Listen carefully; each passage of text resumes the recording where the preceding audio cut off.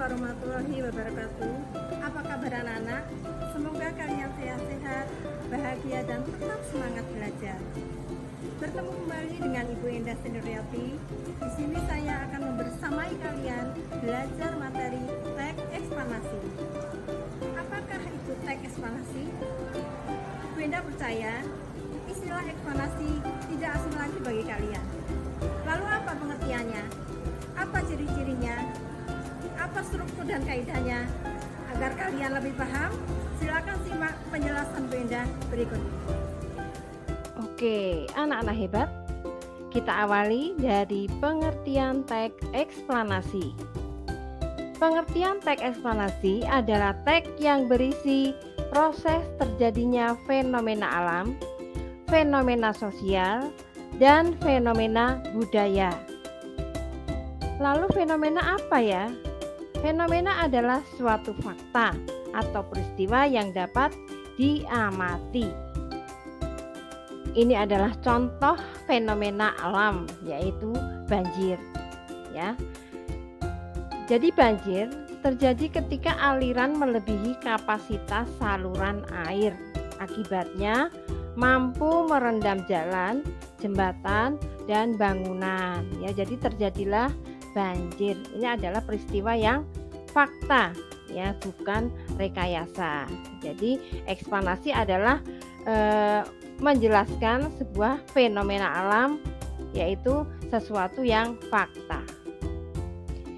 Berikut adalah fenomena sosial, ya, yaitu kerja bakti. Contohnya, ya. Jadi di sini adalah tradisi memindahkan rumah. Ya, maksudnya adalah rumah panggung. Ya, tradisi ini adalah dari Bugis. Tradisi turun-temurun sebagai bentuk sosial gotong royong. Jadi warga yang ingin memindahkan rumahnya akan dibantu oleh warga sekitar dengan sukarela. Begitu anak-anak, ini adalah contoh fenomena sosial. Kemudian adalah fenomena budaya. Contohnya wayang. Tentu kalian sudah tidak asing lagi dengan istilah wayang ini. Bahkan mungkin di antara kalian ada yang menyukai pertunjukan wayang. Ya. Jadi wayang ini adalah seni pertunjukan tradisional asli Indonesia yang berasal dan berkembang pesat di Pulau Jawa dan Bali. Demikian ya anak-anak, ini adalah contoh dari beberapa fenomena. Contoh-contoh lain dari beberapa fenomena yaitu satu, fenomena alam.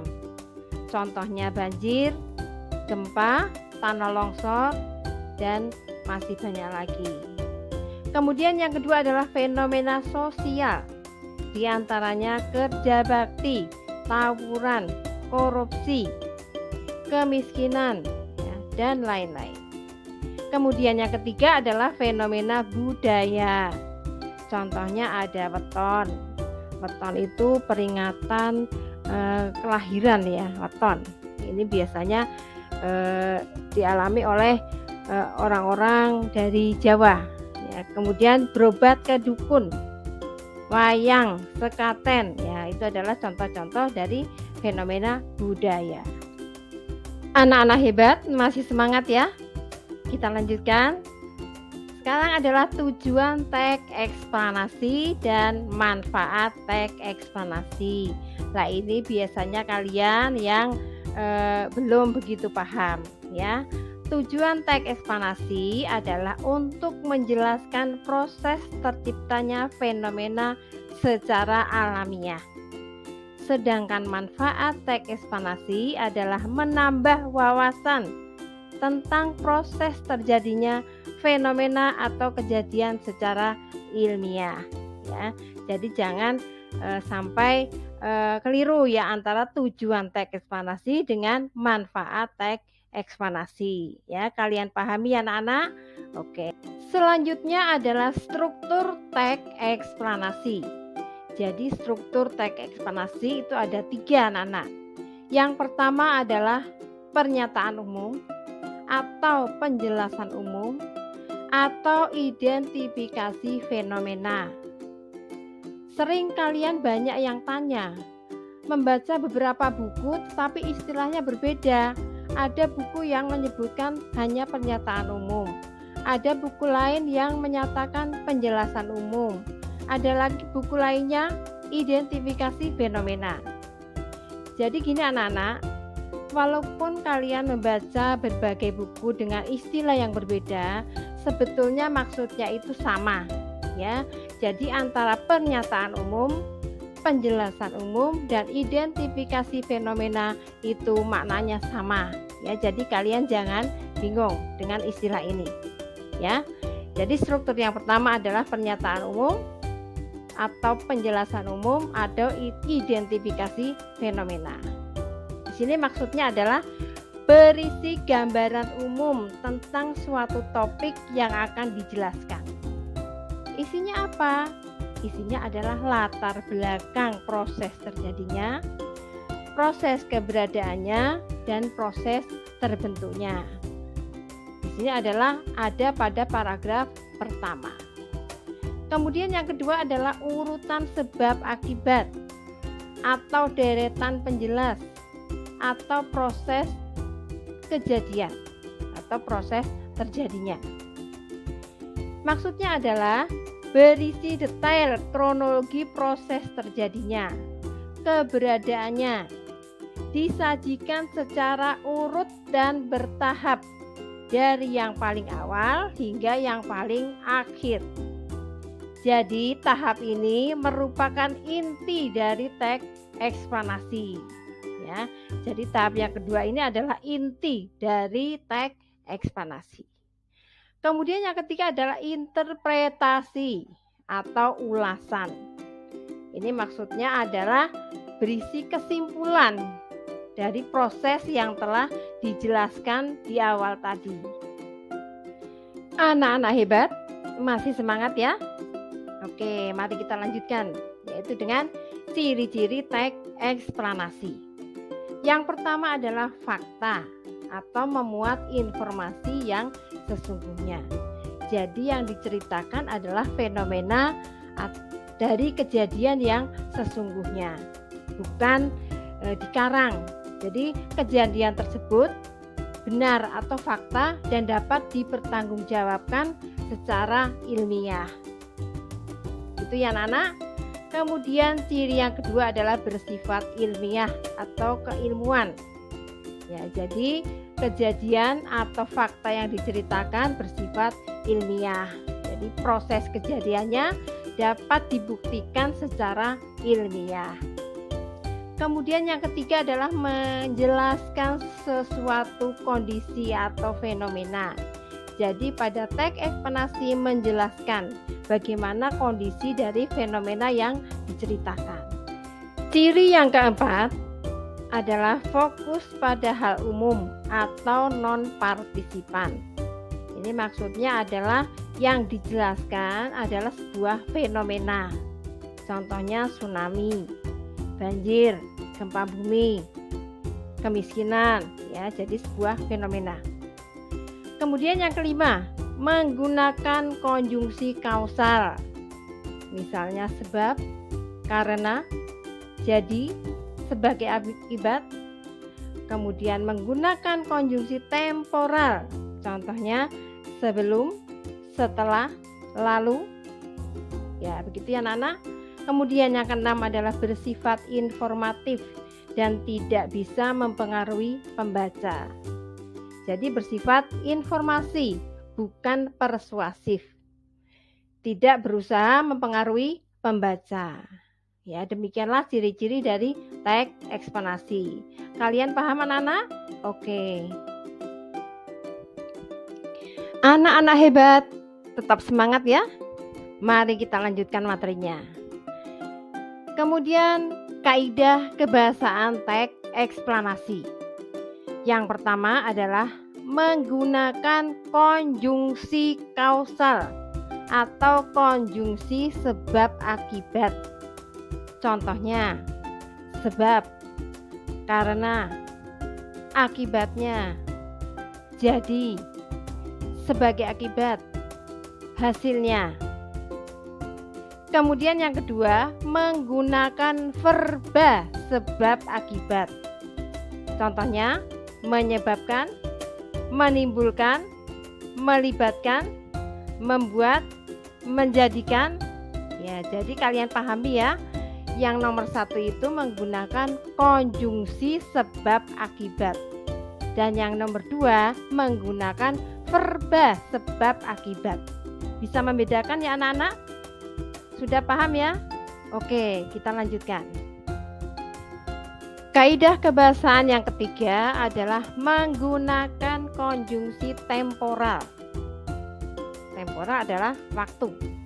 Contohnya sebelum, sesudah, pertama, kedua, kemudian. Kemudian yang keempat, menggunakan istilah ilmiah atau kata teknis. Kata teknis itu apa, Nana? Kata teknis adalah kata yang terdapat pada bidang tertentu. Contohnya, di dalam ilmu kedokteran ada kata teknis vaksin, resep, kemudian ronsen ya.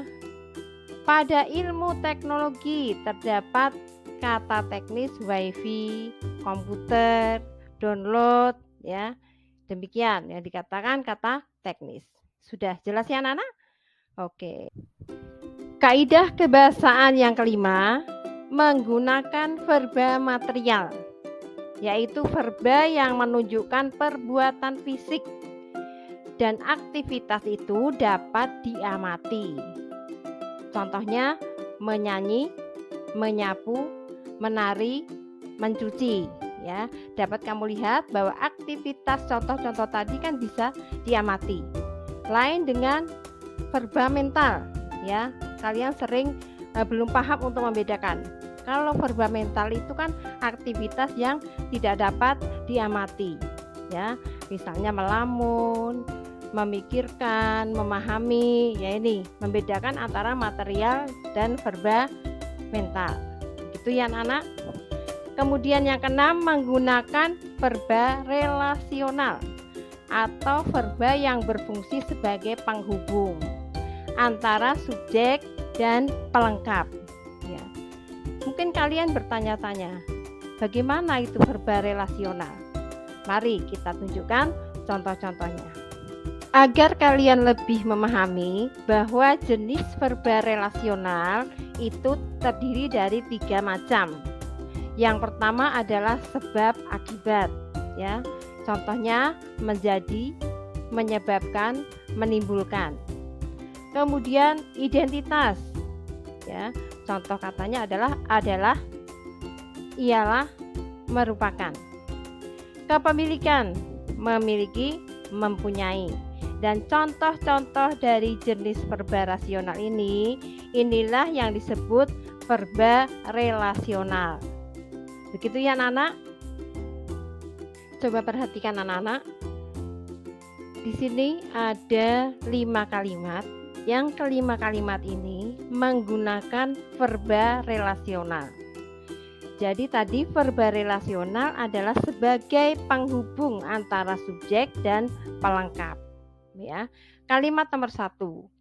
Merokok menyebabkan penyakit kanker.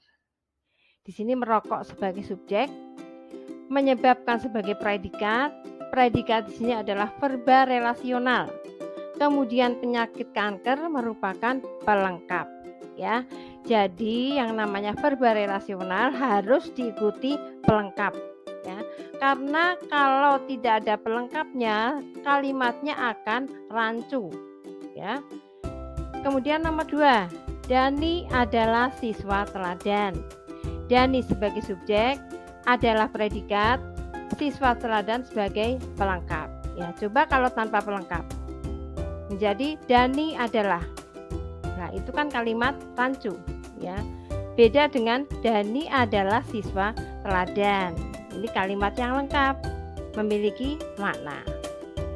3. Masjid merupakan tempat beribadah. Masjid sebagai subjek merupakan sebagai predikat, yaitu verba relasional. Kemudian tempat beribadah merupakan pelengkap. Nomor 4, sapi mempunyai 4 kaki. Sapi sebagai subjek mempunyai sebagai predikat, kemudian 4 kaki sebagai pelengkap. Yang kelima, dia memiliki laptop baru. Dia merupakan subjek, memiliki predikat, ini juga predikat sebagai verba relasional, kemudian laptop baru merupakan pelengkap. Begitu ya anak-anak. Semoga kalian paham dengan apa yang sudah Bu Indah jelaskan. Tetapi seandainya kalian ada materi yang sudah saya jelaskan tadi merasa belum jelas, belum paham, silakan kalian tulis pertanyaan di kolom komentar. Insya Allah Bu Indah akan menjawab apa yang kamu tanyakan. Begitu ya anak-anak? Oke. Anak-anakku yang hebat, ayo belajar, raihlah prestasi. Tiada hari tanpa prestasi. Demikianlah penjelasan Bu Indah mengenai materi teks eksplanasi.